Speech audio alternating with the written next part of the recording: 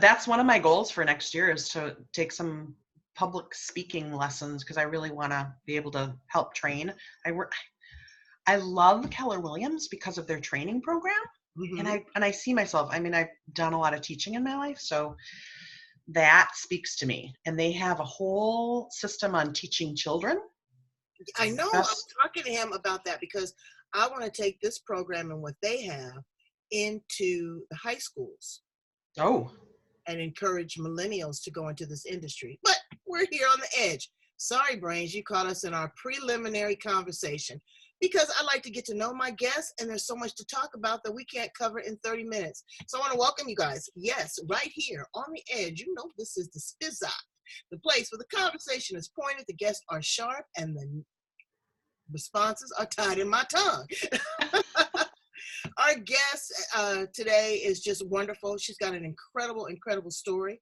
Her name is Beth Freckmann, and she is an incredible woman in so many ways. You know, again, we were talking about her love of real estate. We want to talk about the things that she's done prior to that.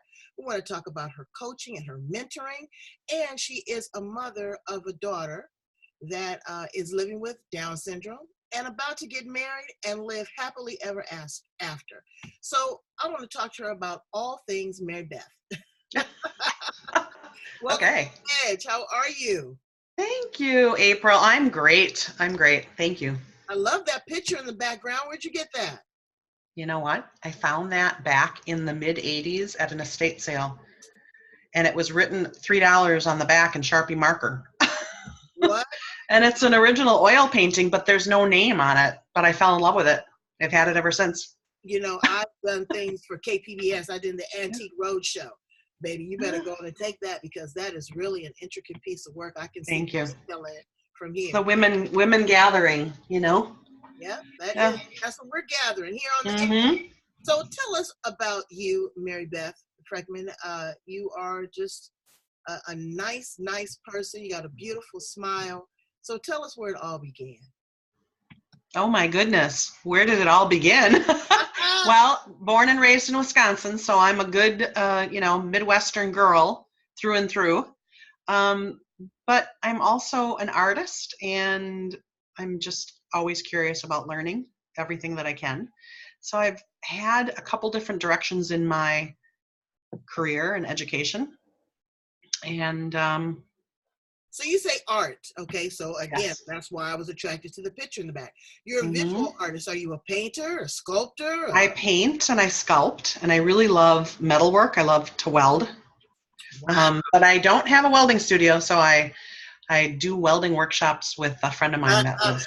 Well, there's nothing hotter than a woman in a mask. All right. No kidding. I think that's pretty neat. That's pretty neat. What got you into that, welding? You know, when I went through my divorce 23 years ago, it was always our plan that once the kids were in school that I would go back to school. My ex-husband went through school 8 years of our 9-year marriage. And then it was the plan that once he graduated, the kids would be in school and I would be able to go back part-time. And then we got divorced and I decided I was going to go back to school anyway. And I got my degree in art therapy and I learned how to weld at Alverno College, which is a women's college in Milwaukee. And I fell in love with it. Everything about it. It's, to be able to cut and heat metal up and bend it. And it's just, I don't know. Well, I mean, that was great therapy for you too, as well, because you were able to just, create something beautiful out of a mess. So you had a lot of challenges, and you got divorced after 9 years. But tell us a little bit about your marriage and your relationship, your beautiful daughter and your 2 wonderful sons. Well, we were pretty young when we got married and wanted to have kids. So, we started that pretty quick after getting married and had 2 boys that were 21 months apart. And they were just, perfect in every way. And we were planning on our 3rd baby. I had a miscarriage in between, and then I got pregnant with Maddie. And there was no indication that anything, was not right. But I always had, an instinct that there was something something not quite right. She was full term. She was 8 pounds. And the moment I saw her, I knew that she had Down syndrome. It was something that I was in tuned with from when I was very young. And I always wanted to adopt a baby with Down syndrome since I was a teenager. Yeah. From what from what I did volunteer work one summer when I was in high school, and I fell in love with a little boy who was 4 years old named Christopher who had Down syndrome. And from that moment on, I said, one day I'm going to adopt a baby with Down syndrome. And then the Lord had another plan. Wow. Well, I mean, Yeah. I know I got this twisted look on my face is because that wouldn't be something that I would think that you would have manifested in your life, but you did, and you did a beautiful job. You know, people with Down syndrome now, it is on and popping. I saw the young woman that got the opportunity to work Southwest Airlines. Yeah. I saw the other young woman that worked as a coffee barista the first time. I'm looking at your daughter and her fiance, and both of them have Down syndrome. Can you tell my brains what is Down syndrome? Because the only thing that I know about it, honestly, is the physical outward look of the difference of the face and all that. But I don't really understand what is Down syndrome. So it's a genetic syndrome. It is trisomy 21, which means there's an extra chromosome on the 21st chromosome, an extra part.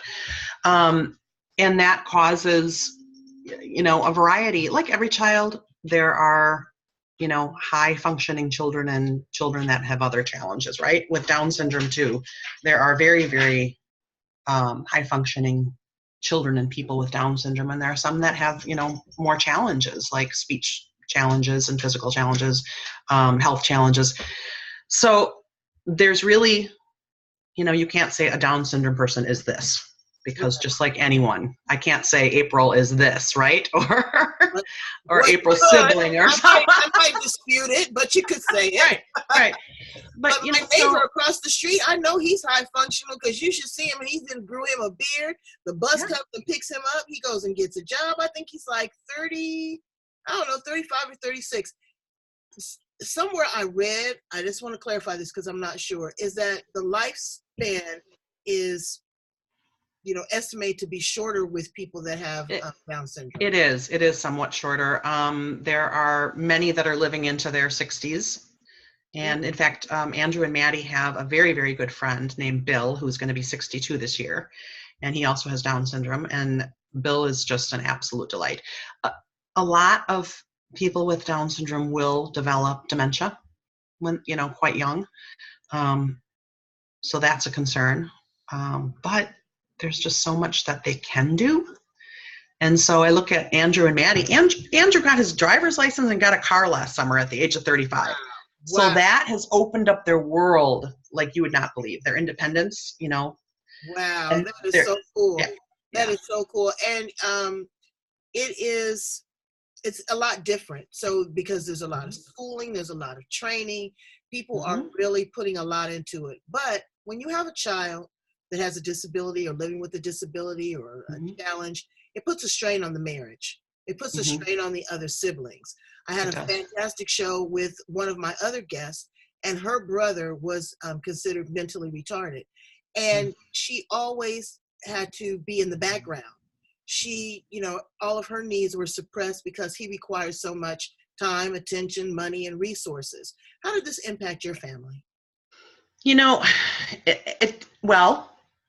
It was the beginning of the end of my marriage, that's for one. And the day after Maddie was born, a social worker came in my room and handed me a folder and said, you can give her up for adoption.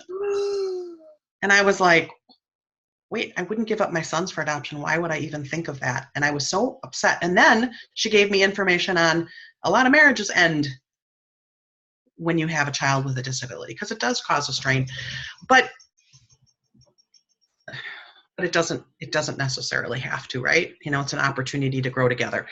But the way my sons handled it, and I, obviously every child is different, but they really helped me to see that Maddie had more abilities than what I thought she had, because I was frantic trying to get 3 little kids out the door, right, to get wherever we had to go. And so Maddie, I'll remember that just absolutely vividly. Maddie was maybe 5 or 6 years old, and I'm trying to get them all out the door and getting boots on, hats and coats. And my son, who's the middle one, Simon, he stopped me and he says, "Mom, stop helping her." And I just stopped in my tracks, and that I will never forget that day, because I realized that I could take 15 extra minutes before we had to go somewhere and let her do it herself and let her learn. And, maybe it doesn't seem like a big thing, but it's life-changing for her. It's huge. Because she was learning to be, but it took something from me, right? Because I was like, come on, got to get this done. And Simon, who was probably 6 or 7 at the time, stopped me. He had more, I don't know, just an intuitive sense about how things needed to be done. And I mean, that's his sister. And so again, you better come along and hurry up or you're going to get left, girl. Yeah. Well, he saw possibility. Right. Right. Right. And that, and that I think that's the key to spending any time with anybody with a disability or any kind of challenges. Right. If you look at the possibility. Exactly. And not at the disability. Right. Right. What can happen is magic. Let me ask you about this. How did you feel when she entered into a relationship? Okay. Again, I'm speaking from, I know, I'm from a person that had a daughter that didn't have a disability, and I was still a nervous wreck when you're trying to, intimacy and a conversation, trusting him, trusting her. We don't know what's going on. We don't know if she's able to really communicate as you or I might communicate. What did that look like? Well, lots of talking. Her and I do a lot of talking in the car because I have her as a captive audience. I love the car too. And communication with his family, his mom. We really are on the same page with what we want for them and what they want, right? Honoring what they want, and then helping to guide them to what's going to build a solid relationship. The intimacy, I tell you, Maddie will spend a lot of weekends with his mom and him. Mm-hmm. And then they go to church on Sunday morning together, which has been great for my real estate, because then I'm free to do open houses and things that I need to do for real estate and not feel guilty leaving her at home. So they have very strict instructions that Maddie stays upstairs in the guest room and Andrew stays downstairs. And once it's bedtime, they do not go up and down those stairs. Because, you don't. Well, I mean, now look. They love each other. Again, and I keep it 100. No disrespect on Maddie. What's your son-in-law's name gonna be? He's gonna be Andrew. Andrew and Maddie. But the get down is real. You got the kiss wrong to you got a prince. So you have this conversation. I know that you're fearful, but if they do it, don't freak out. I mean, are you waiting for them to be married to consummate their relationship? Yeah, they do. So Andrew's family is they belong to a Lutheran church that's very conservative and very wonderful, and they really believe that intimacy should be saved for marriage. Now, like any of us, there are of course attractions and things, right? And we know that, of course. Of course, that's how you fall. That's how you fall in love with that first kiss. Yeah. And that, Maddie never even told me when she had her first kiss with Andrew. It was on an elevator at the Y, and I found out through somebody else. Oh boy. So yeah, she doesn't tell her mom everything. But none of our kids do. Once they hit the door, they actually belong to the world.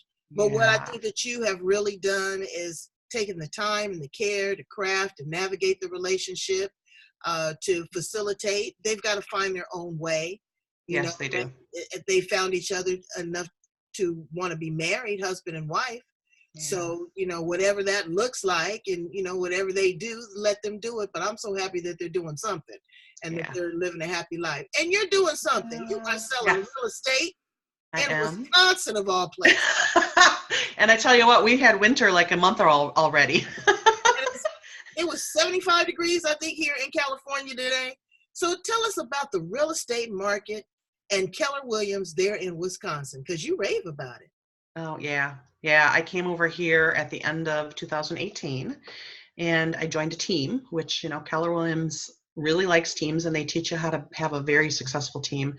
And I was lucky enough to watch Jay Schmidt of the Jay Schmidt Group that I'm a part of give a presentation the first week after I came over to Keller Williams.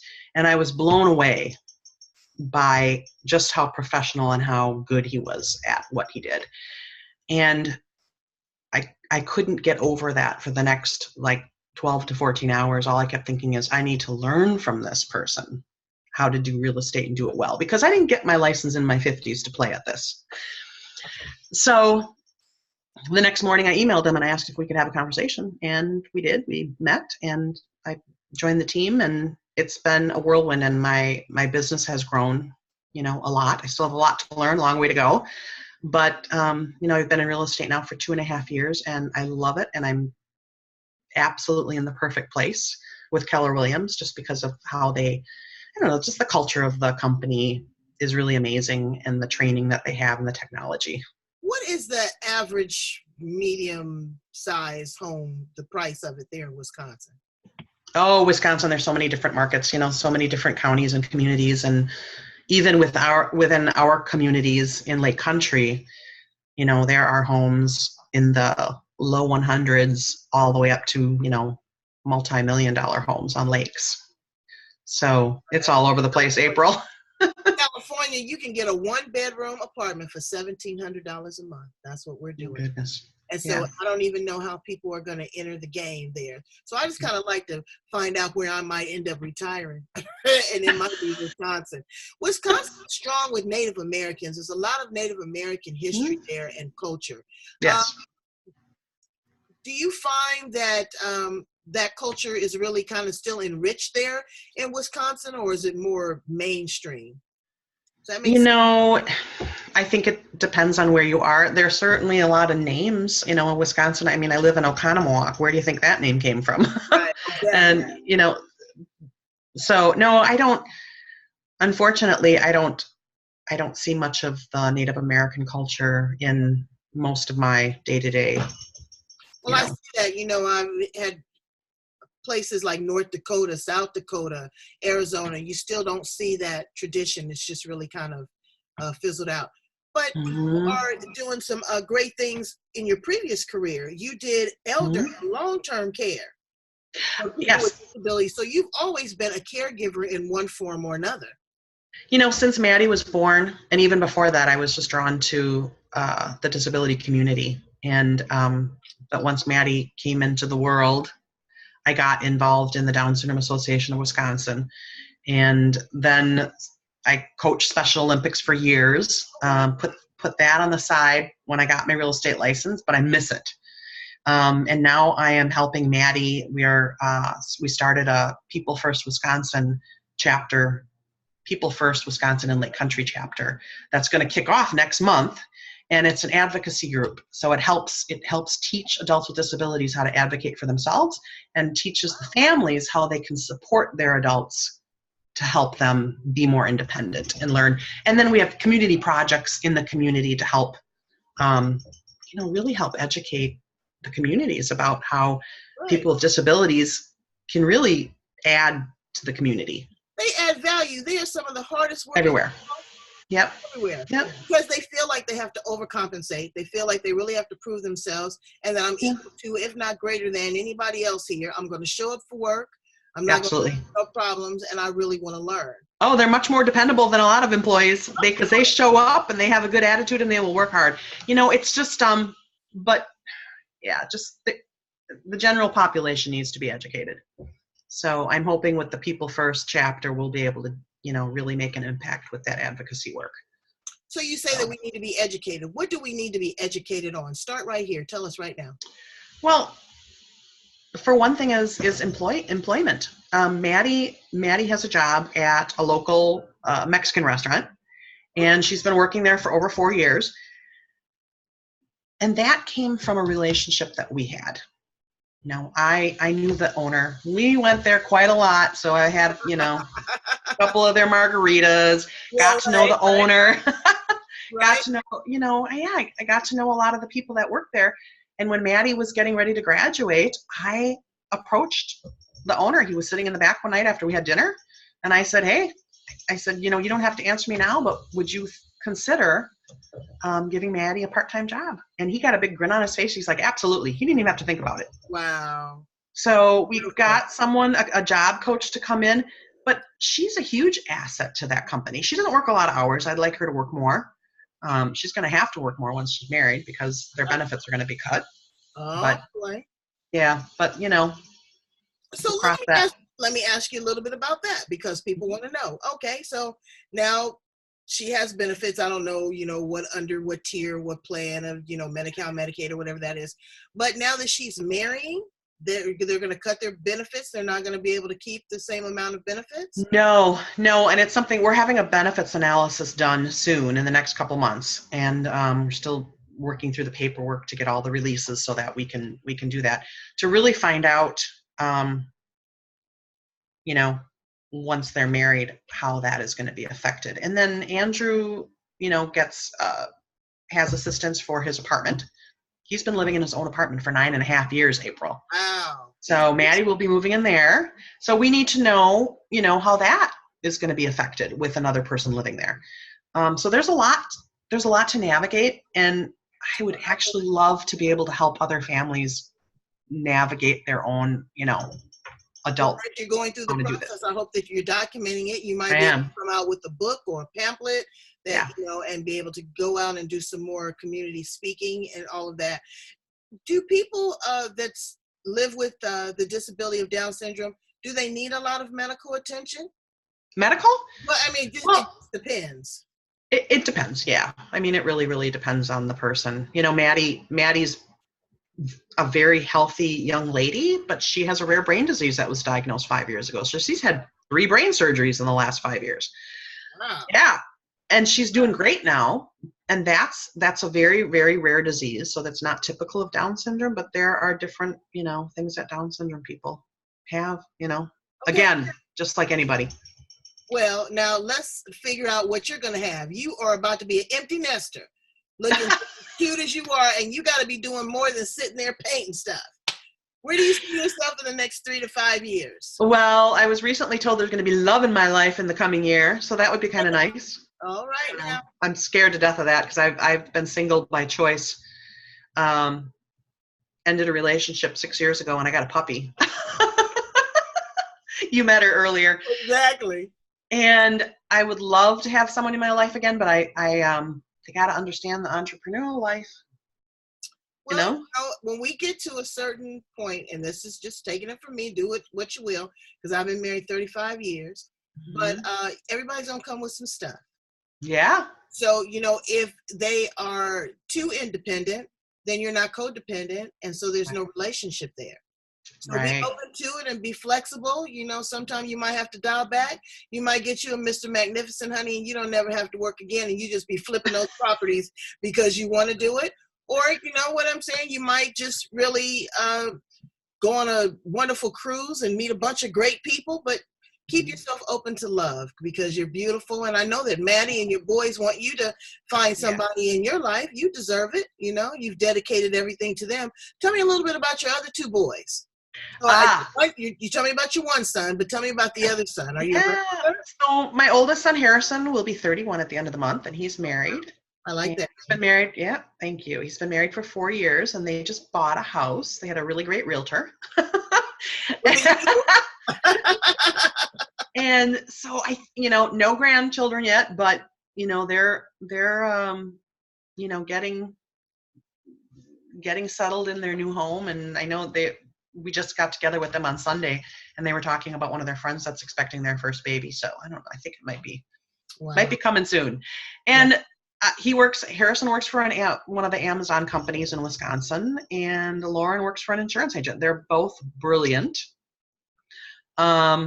Miss Lauren graduated from Madison in 3.5 years. Like nobody does that. Wow. Yeah, they're smart people. And then Simon is works for an engineering firm outside of Madison, and he's 29 and he's loving life. He's working hard and then traveling hard, and he runs marathons, and so no special person in his life yet, but he's just having fun. Well, that's absolutely wonderful. So now as you grow your real estate business and you find new avenues and new paths to navigate in your own life, tell my brains, if they were to come on and work with you at Keller Williams, why working with you would be just ground shaking. Okay, before you asked me about, you mentioned that I worked with adults with disabilities. I was a case manager for adults with disabilities in the frail elder population. So I really bring a lot of that case management experience to the real estate, and I really help people. I listen, and I really help people reach their goals. I listen to what's most important to them. And, my team has the most amazing systems and models that are, taught to us by Keller Williams. But Jay has implemented just amazing systems that really give our clients an experience rather than just a real estate transaction. So working with me, I'm just fun. And I pay attention to the detail. I listen, Right. I really, when I work with first-time home buyers, I'm the one that has to worry about the stuff. Like it's my job to take the scary out of this, Right. And I will explain everything. Buying a home is so intimate. I know. I was telling a friend of mine today at lunch. I said, I took my real estate exam. I missed it by 2 points, and I didn't circle back around and go back and get it. I don't know why.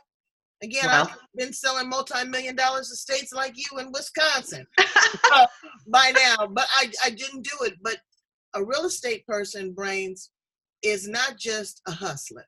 Okay, they are skilled. They know what they're doing. They are in the market. They know what the price point is. They know what the contracts should look like. They help you facilitate through all your inspections. There's an accountability. They take great care in what they do. There's a lot of people out there trying to sell by owner. Okay, well, good luck with that. Oh, that's hard. Yeah, that is. Yeah. Well, and you're going to leave a lot of money on the table if you do that. You can do it. You have my blessings, but man, if your goal is to net the most amount of money for your home, hire a real estate agent. Again, there's sometimes you have to pay for the cost of doing business. Well, Mary Beth, you have just been so wonderful. And thank you so much for sharing your daughter and your son's life with us, as well as your personal life and the goals and the aspirations that you have as an artist and a real estate agent. Tell my brains how to get in contact with you. Okay. Well, we are in the middle of revamping my webpage, but you can reach me by phone at 414-640-8032 or at my email address, which is MB for Mary Beth, and then Freckmann, F as in Frank, RECKMANN, at KW.com. Mary Beth Freckmann, you're awesome sauce. Thank you so much for being Thank you, April. Come on back and let us know what's going on. I'm telling you, me and Mr. Magnificent, oh God, I'm committed to this. We are going to get a RV and we're going to drive across the country. And one of the stops is going to be Wisconsin. Oh, you got to come and visit Lake Country. You'll love it. I will. And probably not as much as I love you, though. Thank you for being here. Thank you, April. All right. Brains, go back, listen to other edgy conversations right here on The Edge. Art, entertainment, music, science, love, research, recovery, comedy, anything that you need to make you feel good and to uplift you and level you up is right here on The Edge. All right, baby. I'll talk to you again real soon. We'll talk. Tell me about the wedding. Send me pictures. Okay, I will. Thank you. All right. Bye.